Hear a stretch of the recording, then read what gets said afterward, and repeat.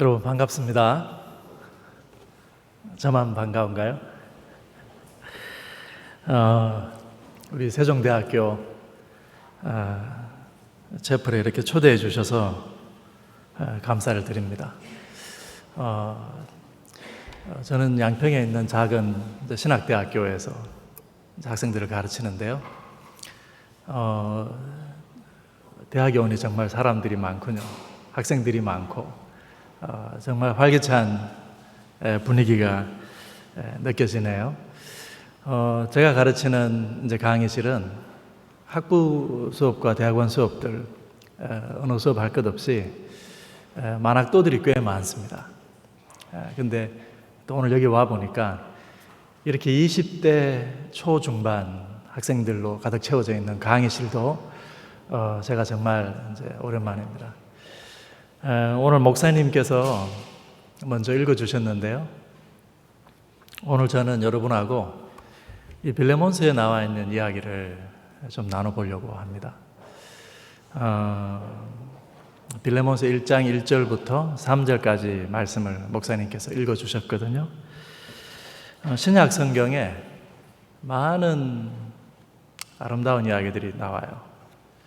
근데 그 중에서도 제가 여러분하고 어떤 이야기를 나눌까 참 고민하다가 이 이야기면 참 좋겠다 싶어서 이야기를 들고 왔습니다. 그러니까 이 이야기, 이 빌레몬서라고 하는 편지는 여러분 바울이라고 하는 사람 한번 들어보셨나요? 바울이라고 하는 사람이 빌레몬이라고 하는 사람에게 쓴 편지입니다. 그래서 신약 성경 27권 가운데 들어가 있는 이제 하나의 문서인데 이 편지가 왜 씌워졌는가? 바울이 빌레몬에게 왜 이 편지를 쓰게 되었는가? 빌레몬에게 종이 한 사람이 있었습니다. 오네시모라고 하는 종인데요. 여러분 고대 세계에 종이 어떤 사람인지 아시죠? 종들은 주인의 그냥 소유물에 이제 가까웠습니다. 이 오네시모라고 하는 종이 어떤 사람들은 감옥에 잡혀와서 거기에 마침 있었던 바울을 만났다 이렇게 생각하기도 하지만 제가 생각하기에는 이 오네시모라고 하는 종이 바울이라고 하는 사람을 찾아온 것 같아요. 그 왜 찾아왔느냐? 오네시모에게 주인이 있었는데 빌레몬이라고 하는 사람이에요. 그 빌레몬에게 이 오네시모가 우리가 잘 알지 못하지만 어떤 큰 손해를 입힌 것 같아요. 사고를 친 거죠. 가뜩이 내 사람이 종인데 주인에게 큰 손해를 입혔으니까 오네시모가 생각하기를 자기가 살 방도가 없다. 근데 우리 주인 빌레몬에게 큰 영향을 준 사람이 있는 거예요. 그 사람이 바로 바울이에요. 그래서 내가 살 길은 이 바울에게 가서 내 사정을 설명하고 바울에게 어떻게 하면 좋겠는지 한번 물어봐야겠다고 생각하고 도망을 쳐서 당시 옥에 있던 바울을 찾아온 겁니다. 해서 일정 시간 오네시모와 시간을 보낸 바울은 빌레몬에게 이 편지를 쓰죠. 이 편지를 통해서 바울은 빌레몬에게 오네시모 좀 살려주자 이제 이야기를 이 편지를 통해 합니다. 여러분 시간이 있으시면 이 편지는 아주 짧은 편지예요. 한 5분 정도만 여러분 투자하시면 이 짧은 편지를 읽을 수 있습니다. 여러분 신약 성경 보면요. 그리고 1세기, 2세기 초기 기독교에 관한 이야기들 중에 종들이 등장하는 이야기들이 많습니다. 여러분 날 때부터 나에게 주어진 것 때문에 내가 누구인지가 결정된다면 여러분은 어떨 것 같아요? 날 때부터 나에게 주어진 뭔가 때문에 내가 누구인지가 이미 결정이 돼요. 우리 시대 사람들은 스스로 자기의 운명을 결정할 수도 있고 내가 성취한 것으로 내가 누구인지를 증명해낼 수 있고 그리고 내가 스스로 쟁취해 나가는 거 이걸 중요하게 생각하잖아요. 근데 고대 세계는요 한 사람이 태어날 때 그 사람에게 주어진 거 그것이 매우 중요한 사회였습니다. 그리고 그것이 그 사람의 대부분을 규정하는 사회였습니다. 그게 뭐가 있을까요? 예를 들자면 인종.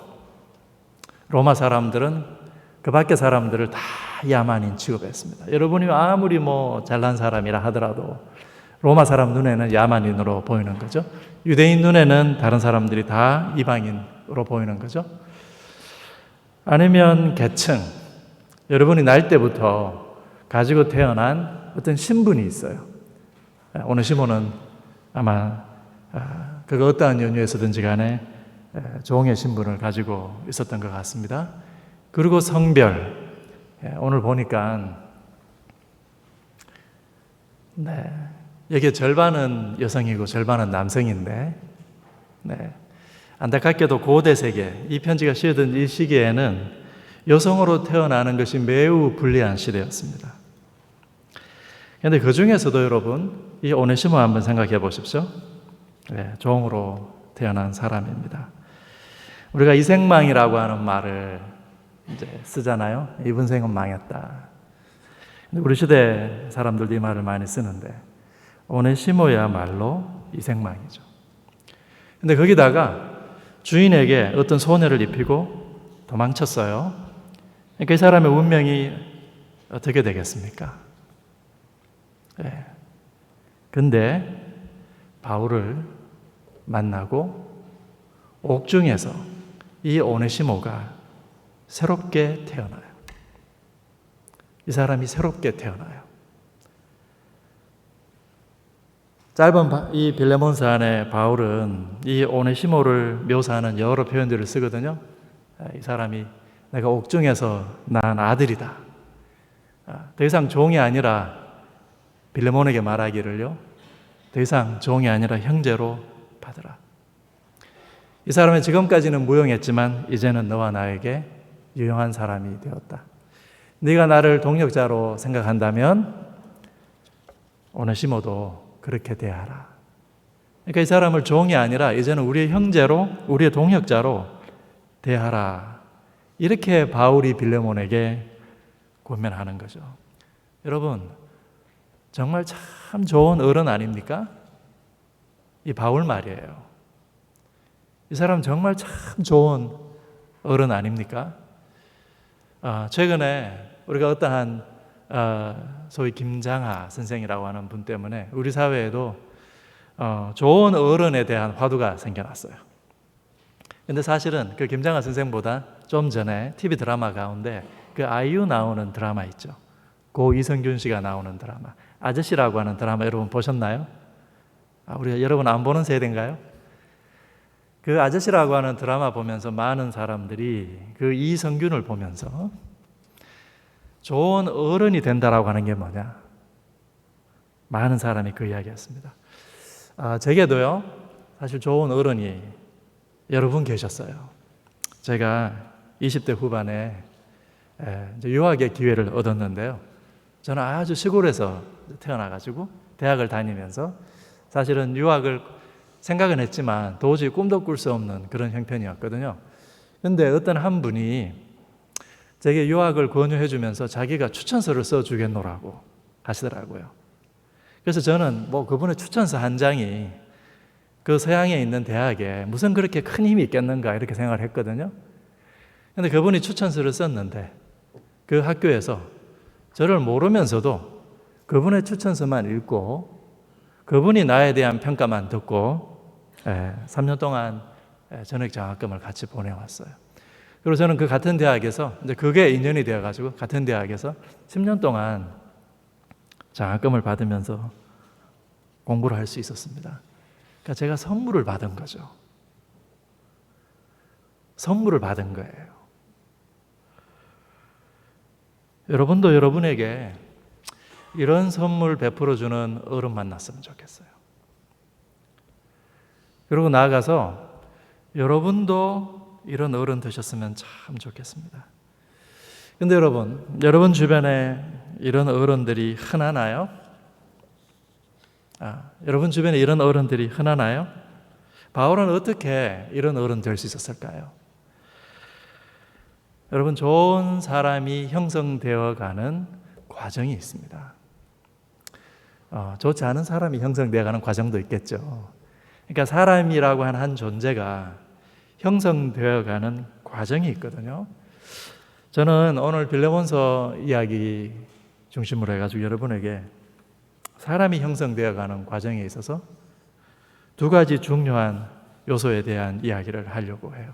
제가 이 두 가지를 저희 아내를 대상으로 한번 실험을 해봤거든요. 내가 오늘 세종대 가는데, 어젯밤에 내일 세종대 가는데 학생들에게 이 두 가지 이야기를 하려고 한다 그러니까 아내가 별로 인기가 없을 거라고 예언을 했습니다. 인기가 없을 거라고, 학생들이 그 이야기 별로 안 좋아할 거라고.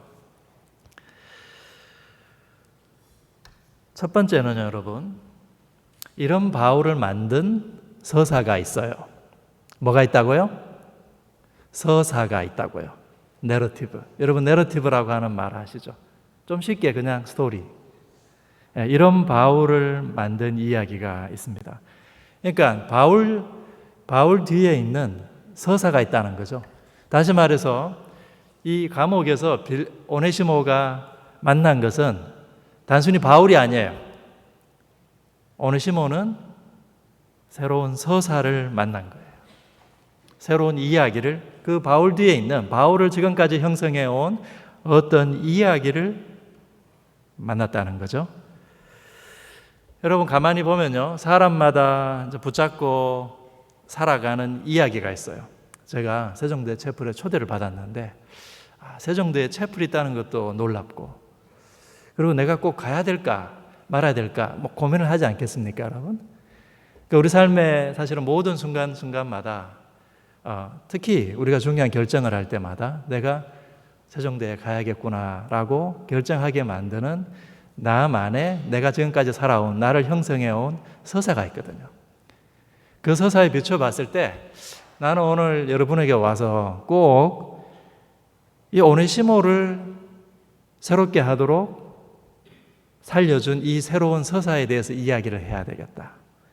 이것이 내 삶의 이야기다 라고 하는 생각을 했어요. 그러니까 제가 여러분에게 이제 오게 된 거예요. 사람들마다 그 사람들을 움직이는 이야기가 있습니다.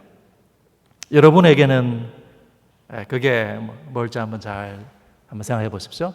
그리고 그 이야기를 잘 들여다보면요, 한 사람이 붙잡고 살아가는 이야기, 적어도 그 사람을 움직이고 그 사람을 변화시키는 이야기 정도 되면 그 이야기 속에 어떤 하나의 세계관이 들어가 있어요.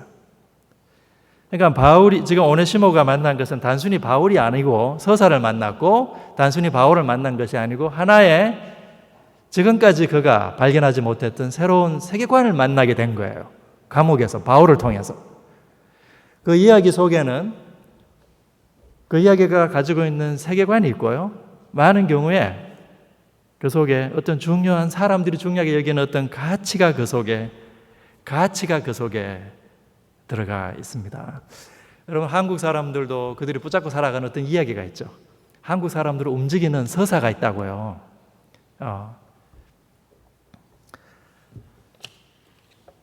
여러 사람들이 그것을 여러 모양으로 이야기할 수 있지만 가령 한국형 성공 서사에 대한 이야기를 많이 합니다. 그러니까 한국 사람들 붙잡고 살아가고 그 한국 사람들을 움직이는 성공 서사들이 있죠. 여러분 세대는 잘 모르겠습니다. 여러분 세대를 움직이는 이야기가 뭔지.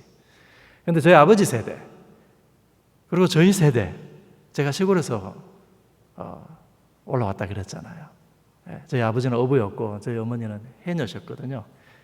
그런데 그분들은 열심히 고기를 잡으셔가지고, 그러니까 아들을 서울로 올려 보내는 거. 그래서 집안의 대표 선수 한 명 뽑아가지고 그 아들을 성공시킴으로 집안을 일으키는 이 성공서사가 그분들의 삶을 움직이는 이야기였습니다.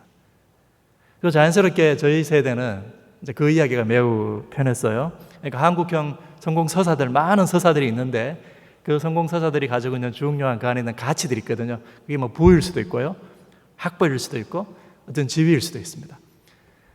그런데 여러분 세대는 제가 들어보니까 여러분에게는 여러분 SNS 같은 거 많이 하시잖아요. 제 딸도 보니까 많이 하더라고요. 인스타그램 같은 거 많이 하고. 근데 여러분 세대에게는 부나 학벌이나 지위 같은 이 기성세대의 이런 중요한 가치들보다 여러분들만이 가지고 있는 여러분을 증명하기 위한 어떤 중요한 가치들이 아마 있을 거예요. 그게 무엇이든지 간에 제가 들어보니까 젊은 세대 사람들에게는 이 소위 매력 자본이라고 하는 게 되게 중요하다 하더라고요. 여러분 자본이란 말 아시죠? 시장에서 우리가 뭘 구입하기 위해서는 자본이 있어야 되는데 어떤 사람이 한 사회 속에서 살아가기 위해서 자신의 뭐 인정을 얻는다든지 내가 원하는 중요한 걸 얻기 위해 자기가 내세운 어떤 화폐와 같은 자본이 있거든요. 그런데 젊은 사람들에게는 매력 자본이 매우 중요하대요. 외모 같은 것도 그 중에 하나가 되겠죠. 그래서 인스타그램 같은데 자기 얼굴을 많이 이제 올리고 이제 그러는데 실제 만나면 이제 누군지 잘 모르는 일이 벌어지는 거죠. 어느 시대든요, 그 속의 사람들은 그 해당 시대가 가지고 있는 가치관, 그걸 뛰어넘기 참 힘들어요. 그래서 그 속에 살면서 그 속에 있는 사람들의 욕망이 형성되고 어떤 중요한 가치를 내가 얻고 싶은 게 욕망이잖아요. 그 욕망이 형성되고 그 욕망을 얻기 위한 삶의 방식을 만들어가요. 자, 제가 여러분 이야기에 대한 말로 시작했잖아요. 그러니까 이야기 안에 세계관이 있고 그 이야기 속에 가치가 있고 그 가치를 욕망하고 그 욕망을 실현시킬 수 있는 삶의 방식을 우리가 다 만들어가기 위해 살아가요. 그러니까 이게 하나의 패키지예요. 이게 하나의 패키지입니다.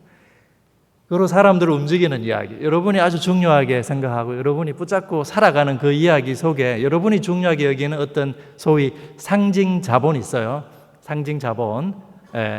실제 화폐가 아니고 그게 부든 학벌이든 지위든 외모든 그 상징 자본을 획득함으로써 모두가 자기의 가치를 증명하려고 하죠. 우리는 다 내가 유용한 사람이고 가치 있는 존재라고 하는 것을 인정받고 싶어 해요. 그래서 사람들이, 사회학자들이 이런 말 쓰죠. 인정투쟁. 특히 한국 사람들. 모두가 다 이 상징 자본의 획득을 통해서 인정투쟁을 하고 있는 중이다. 그리고 그걸 얻으면 이제 자랑하게 되죠. 그래서 여러분 가만히 이제 내가 누구인가 내가 누구인가 알기를 원하시면요, 여러분 잘 보세요. 내가 자랑하는 게 뭔지 한번 생각해 보십시오. 내가 자랑하는 게 뭔가? 내가 얻기를 원하고, 내가 입으로 고백하는 가치관 말고요. 입으로 고백하는 가치 말고, 내가 몸으로, 내가 간절히 욕망하는 어떤 가치가 있어요. 그게 뭔가? 그걸 얻었을 때 내가 다른 친구에게 자랑하게 되거든요. 그러니까 내가 자랑하는 게 뭔가? 그걸 보면 실제로 여러분이 어떤 가치를 붙잡고 이야기를 살아가고 있는지 알 수가 있죠. 그런데 우리가 다 경험해 봤는데요. 경험상 이러한 한국형 성공서사, 나이든 세대는 나이든 세대 버전에, 젊은 세대는 젊은 세대 버전에 이런 한국형 서사들이 가지고 있는 문제는 뭐냐면요, 그 안에 성자와 사실은 루저들을 좀 가르게 되죠. 그리고 성자들도 많은 경우 자기 욕망의 감옥에 이제 갇히게 돼요. 그리고 성자 입장에서 그 밖에 있는 사람들 이제 경계를 그어놓고요, 그 상징 자본을 획득한 사람과 그러지 못한 사람을 나눠놓고 누군가를 배제하게 되죠. 그 과정 가운데에서 우리가 다른 사람과 우리 자신을 많은 경우 비교하게 됩니다. 비교 우위에서나 자기 가치를 확인할 수밖에 없는 그 정도의 인간성을 지니고 우리가 살아가게 되는 거죠. 그리고 내가 획득한 것과 내 자신을 잘 구별하지 못하는 사람들이 많아요. 내가 뭔가를 사람들에게 내세울 수 있는 뭔가가 있기 때문에 내가 유용한 존재요, 중요한 사람이다, 가치 있는 존재다라고 생각하는 거예요. 그러니까 내가 획득한 것과 실제 나와 구별하지 못하고 그 위에다가 나를 올려놓고 그것과의 관계 속에서 내가 누구인지를 규정하고 살아간다라고 하는 것이죠. 그러다가 그걸 상실하기라도 한다면 그 위에다 올려놨으니까 나의 자아 자체가 무너지는 거죠. 이런 서사 속에서는 누구든 자기 자신으로 살아가기가 참 힘듭니다. 근데 저희 아버지 세대와 저희 세대만 해도요, 이 한국형 성공서사 따라서 열심히 살아갔어요. 근데 제가 여러분에게 이제 물어보고 싶은데요. 어떤 사람들이 여러분 세대를 분석하면서 서사가 없는 세대 이렇게 분석하더라고요. 여러분 스스로 한번 그 이야기에 지금 다 이제 고개를 숙이고 있지만 제 이야기를 듣고 있다는 걸 제가 알아요. 여러분 스스로 한번 평가를 한번 해보세요. 누군가 여러분 세대를 평가하기를 그게 무슨 서사든지 간에 서사가 없는 세대다 이렇게 평가하더라고요. 굵직한 서사들 있잖아요. 그 안에 어떤 중요한 세계관을 담고 있는 서사. 그러니까 세계관 담는 자체를 부담스러워하는 세대다. 특별히 그 중요한 서사들은 사람들을 움직이거든요. 그 사람들을 움직이는데 나를 변화시킬 이야기가 없는 세대 이렇게 이야기해요. 제가 우리 학교에서도 신학 공부하겠다고 온 학생들 가운데 도무지 아무런 목표가 없고 뭘 하고 싶은 게 없는 우리 친구들이 있어요. 그래서 제가 그 친구들에게 그럽니다. 왜 너는 도무지 아무런 이야기가 없니? 너한테 왜 아무도 어떤 이야기를 가르쳐 주지 않았니? 여러분, 나를 변화시킬 정도의 이야기라면요, 그것은 나만의 이야기 혹은 사적인 이야기는 아닐 겁니다. 나를 변화시킬 수 있는 정도의 이야기라면 나보다 큰 이야기겠죠. 나를 변화시킬 수 있는 정도의 이야기, 그리고 내가 그 이야기에 내가 헌신할 수 있는 정도의 이야기라고 한다면 내가 그걸 누구에게 전수받아가지고 내가 그걸 붙잡고 책임 있게 살아가다가 또 다른 누군가에게 전수할 수 있는 정도의 이야기가 되어야 내가 헌신할 수도 있고 나를 맡길 수도 있는 이야기가 되겠죠. 근데 요즘 세대 나이 고하를 막론하고 사실은 긴 이야기 자체를 부담스러워합니다. 우리가 한참 유튜브 많이 봤지만 유튜브의 긴 영상들 요즘 다 부담스러워하죠. 그래서 뭘 보나요? 짧은 이야기, 쇼츠 보죠. 여러분이 아침부터 오늘 이 시간까지도 그리고 하루 종일 여러분은 수많은 이야기를 실제로 소비해요. 수많은 이야기를 소비해요. 독일에 있는 한국 철학자, 제독 철학자 한병철이라고 하는 사람이 그의 책에 이런 말을 썼습니다. 요즘 젊은 세대, 특히 우리 나이 고하를 막론하고 많은 사람들이 쇼츠에 열광하고 하루 종일 수많은 이야기들을 소비해내는데 아주 뼈아픈 분석을 해요. 그분이 하는 말이 여러분 잘 들어보세요. 그들이 소비하는 이야기에는 기억할 만한 것이 하나도 없다. 이게 이제 그 철학자의 분석이에요. 사람들이 많은 이야기를 소비하고 이야기를 하고 또 그걸 따라서 하는데 기억할 만한 것이 하나도 없다. 우리가 이제 아침에 일어나가지고 저도 스포츠 되게 좋아하거든요. 스포츠 좋아하다 보니까 스포츠 관련된 기사들이 대부분 그런 기사 아닙니까? 누가 연봉이 100억이고 200억이고 정말 비현실적인 이야기 아닙니까? 근데 자꾸 이제 그런 이야기들을 우리가 소비하게 되는 거예요. 근데 하루 지나고 우리가 그 이야기들 기억합니까? 도무지 기억할 만한 가치가 하나도 없는 이야기들을 소비하는 세대가 되어버렸다라고 하는 것이죠. 마치 나무와 같이 우리를 깊이 뿌리 내릴 수 있는 그 대지 있잖아요. 우리에게는 그 대지가 될 수 있는 이야기가 필요하거든요. 그래서 한병철은 우리 시대 사람들이 자기 뿌리를 내릴 만한 이야기가 없어서, 서사가 없어서 지극히 그들의 존재가 가볍고 허무하다 이렇게 분석하고 있습니다. 여러분, 바울을 움직이는 이야기는 무엇일까요? 사실 이게 기독교 이야기입니다. 바울을 움직이는 이야기가 뭘까요? 바울은 왜 이렇게 감옥 안에서도 아무도 지켜보는 사람 없지 않을까요? 누구도 주목하지 않는 공간이에요. 우리가 다 주목받고 싶어 하잖아요. 근데 아무도 주목하지 않는 이 공간 속에 정말 별 볼 일 없는 사람 오네시모를 만난 거잖아요.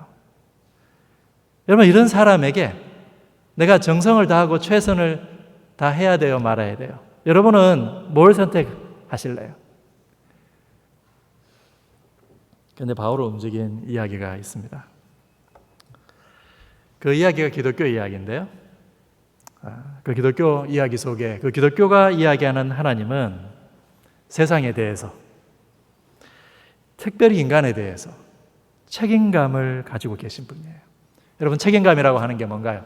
망가지는 거 절대로 볼 수 없어요. 만물이든 인간이든 그들이 망가지는 거 절대로 보고 있을 수 없어요. 그들이 의미 없이 살아가는 거 절대로 보고 있을 수 없어요. 성경이 이야기하는, 그리고 오늘 바울을 움직이는 이야기는 이런 것입니다. 하나님이 세상과 만물을 회복하시기 위하여 지금도 일하신다는 겁니다. 그 하나님이 지금도 일하신다는 거예요. 그리고 그 세상을 회복하시되 한 사람을, 아주 작은 한 사람을 회복하시는 것에서부터 그 만물 회복을 시작하신다는 거예요.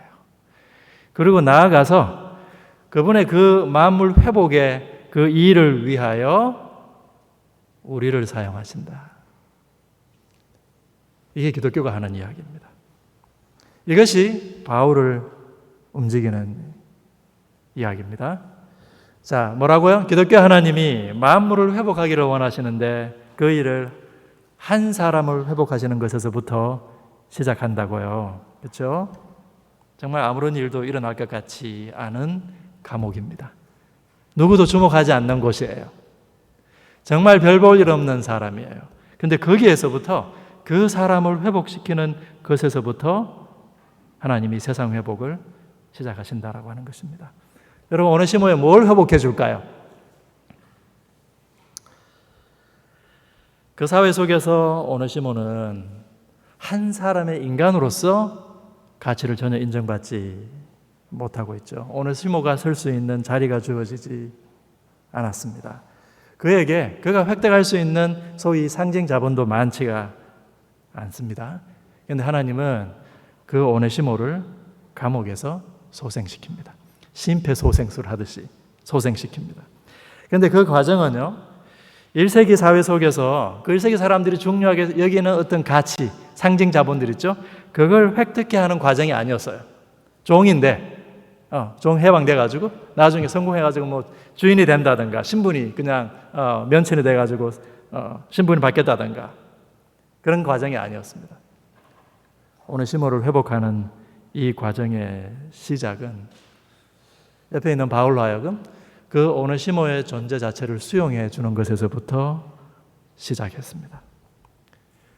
그 오네시모의 존재 전체를 수용해 주는 것부터 시작했습니다. 여러분, 많은 사람들이요, 이게 왜 중요해요? 내가, 다른 사람들이 한국 사회가 다 중요하게 여기는 어떤 무언가가 있어야 내가 수용받을 수 있다라고 생각해요. 그게 있어야 내가 수용받을 수 있다라고 생각하고, 내 자신도 그렇게 평가하고 다른 사람도 그렇게 평가하죠. 근데 그것이 없어도 내가 나의 있는 존재 그대로, 종이든 주인이든 흑인이든 백인이든 남자든 여자든 내 존재 있는 그대로 수용당할 때 우리 시대를 지배하는 상징 자본들이 힘을 잃게 돼요. 힘을 잃게 됩니다. 그 공간 속에서는, 그 이야기 속에서는 사람들을 움직일 수 없어요, 상징 자본들이. 그래서 기독교 이야기는 그 얘기가 들어가는 곳마다 그 시대를 움직이는 다른 상징 자본들 있죠. 그걸 해체해요. 한 사람의 그 상징 자본에 의해서 형성된 그 사람의 욕구 있죠. 욕망, 가치관, 삶의 방식, 그걸 해체해요. 그리고 새롭게 형성합니다. 한 사람을 새롭게 형성합니다. 오네시모가 누구입니까? 종이 오네시모입니까? 여러분은 누구입니까? 여러분의 학벌이 여러분입니까? 여러분의 외모가 여러분입니까?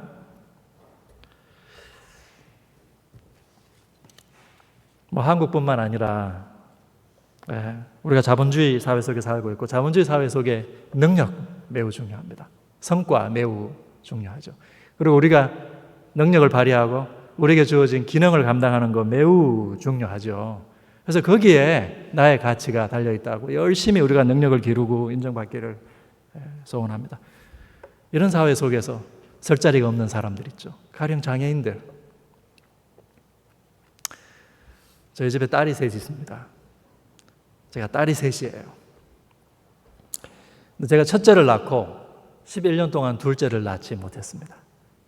유산도 여러 번 하고 나중에 알고 보니까 아내가 임신을 할 수 없는 상황이더라고요. 그래서 우리가 시험관 하기 3번 했습니다. 둘째를 도저히 포기가 안 돼가지고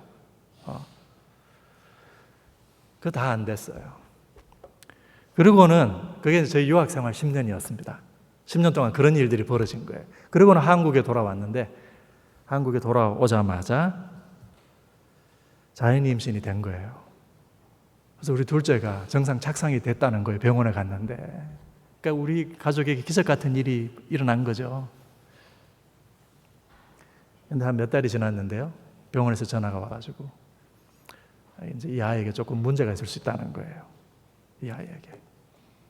그러니까 아내가 이제 40이 넘어가지고 이제 노산이잖아요. 아이가 좀 문제가 있을 수 있다는 거예요. 제가 밤마다 신학을 했어요. 밤마다 고민을 했습니다.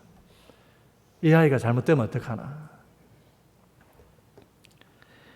이 아이가 혹시 장애인으로 태어나면 어떡하지? 뭐 별의별 시나리오들이 막 머릿속에 들어오잖아요. 이 아이가 장애인으로 태어난다면 이 아이가 한 인간으로서 가지고 있는 가치가 덜할까? 여러분, 소 한번 생각해 보십시오. 소가 밭을 갈아야 되는데 그 소의 앞다리가 없이 태어났어요. 그 소의 가치가 멀쩡한 소들하고 비춰봤을 때 그 소가 가치가 같을까요? 다를까요? 다르죠. 기준이 뭔가요? 네, 능력과 기능이에요. 그런데 인간도 동일한 잣대로 우리가 그 한 인간을 평가할 것인가? 라고 하는 문제예요. 여러분 어떻게 생각하십니까? 여러분을 형성한 이야기는 이 질문에 대해서 여러분에게 뭐라고 대답하십니까?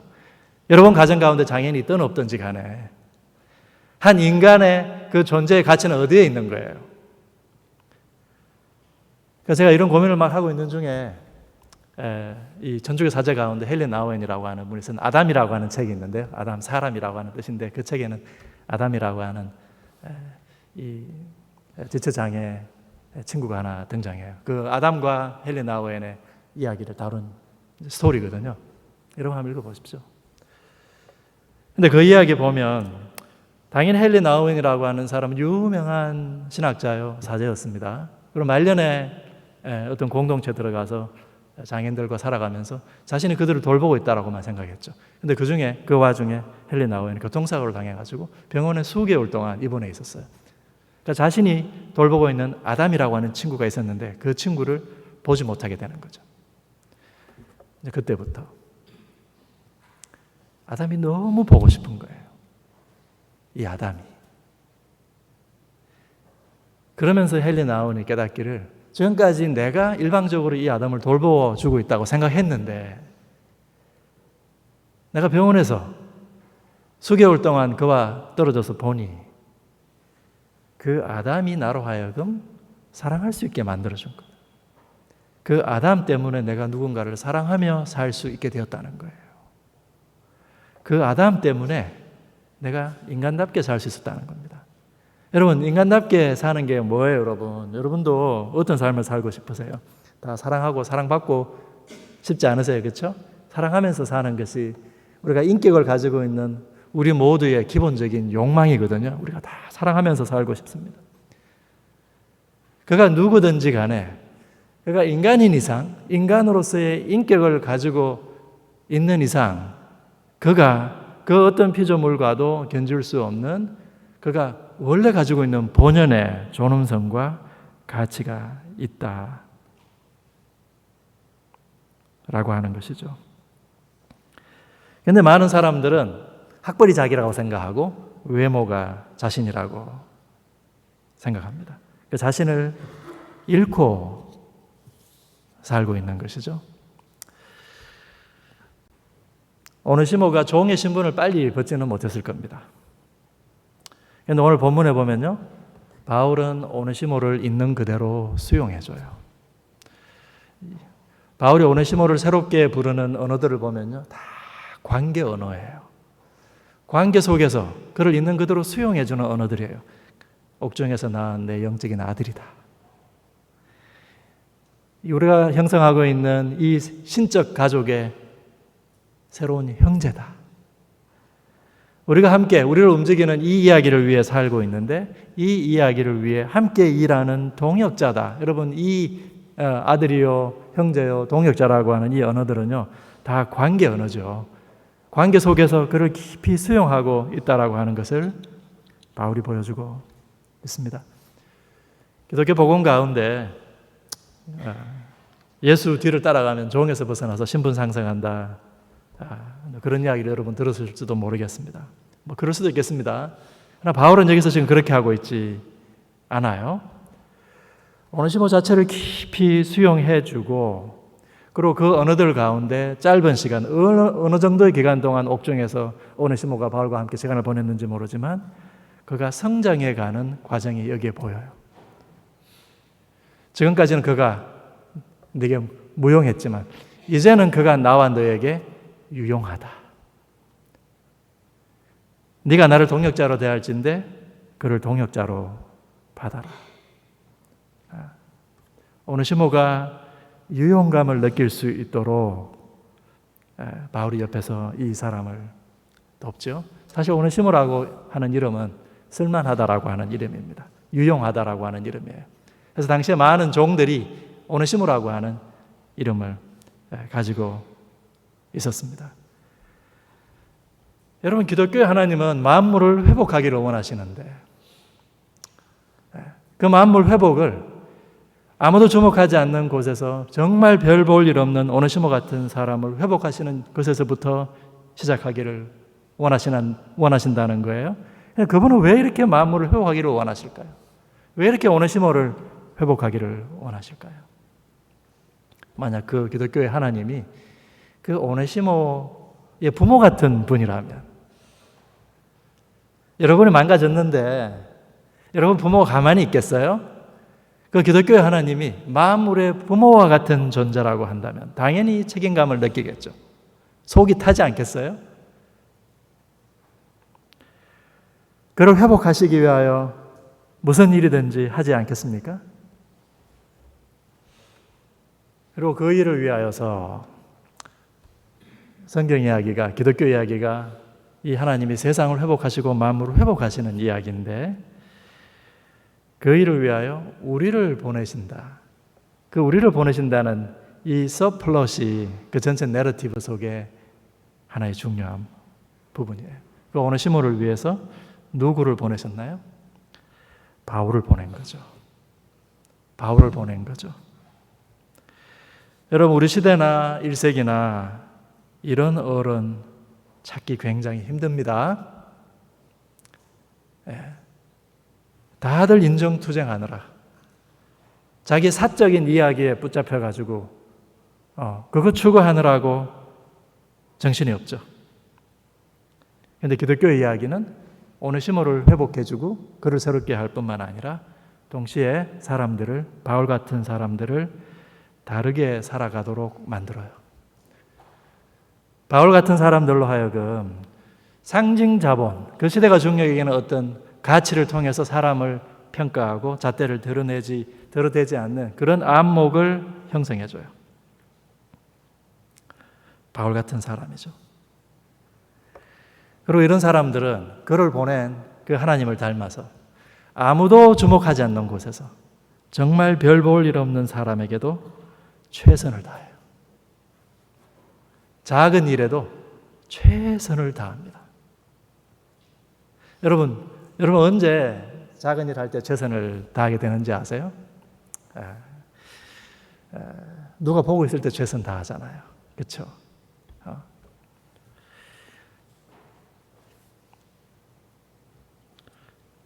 종들이 하는 일들 가운데 여러분, 어떤 일이 큰 일일까요? 사실 우리가 하는 그 일 자체의 크기나 규모의 그 일의 가치가 있는 게 아닙니다. 종들이 하는 일의 가치는요, 그 일을 누가 시켰냐에 따라 달려 있는 거예요. 나에게 이 일을 시킨 분이 누군가? 총장님이 이 일을 시켰는지, 아니면 후배가 이 일을 시켰는지에 따라서 내가 크든 작든 이 일을 대하는 자세가 당연히 달라지겠죠, 여러분. 그거예요.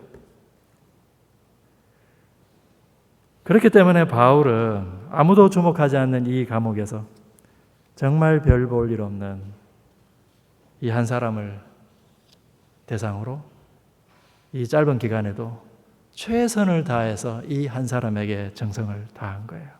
그러다 보니 우리가 초기 교회를 돌아보면요, 그 초기 교회 공동체 가운데 특별히 그 사회로부터 배제된 사람들이 많이 들어와 있었습니다. 그 사회로부터 배제된 사람들, 혈통적으로, 계층적으로, 혹은 성별로. 그래서 초기 교회가 모이는 그 공동체에 가보면요, 제일 사실은 이 낯선 환경이 뭐냐 하면은 그 시대 사람들이 종과 주인이 같이 잘 모여가지고 식사하고 그러지 않았거든요. 남녀가 같이 잘 모이지도 않고요. 아주 특별한 집단을 제외하고는요. 인종 간에도 다른 혈통 인종과 잘 모이지 않았습니다. 그런데 초기 교회를 가보면 유대인이나 헬라인이나 주인이나 종이나 남자나 여자가 다 한 식탁에 둘러앉아가지고 공동체를 형성하고 있는 거예요. 자, 기독교 하나님의 이야기가 결국 뭘 만들어낸 거예요? 새로운 삶의 방식을 만들어낸 거예요.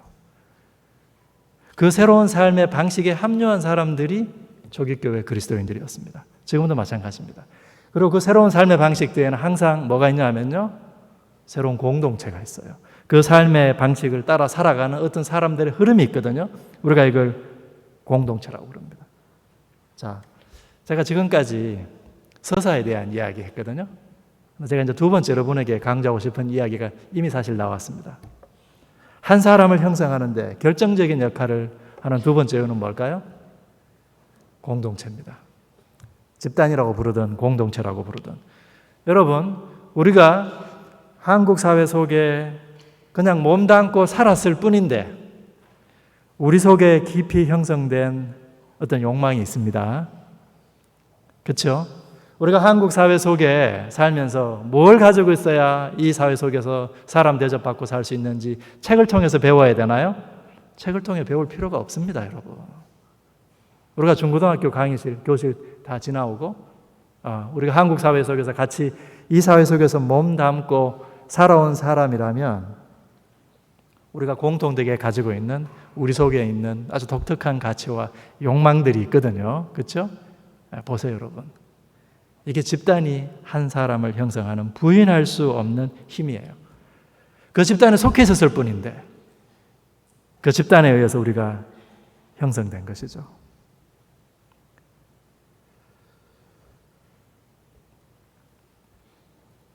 자,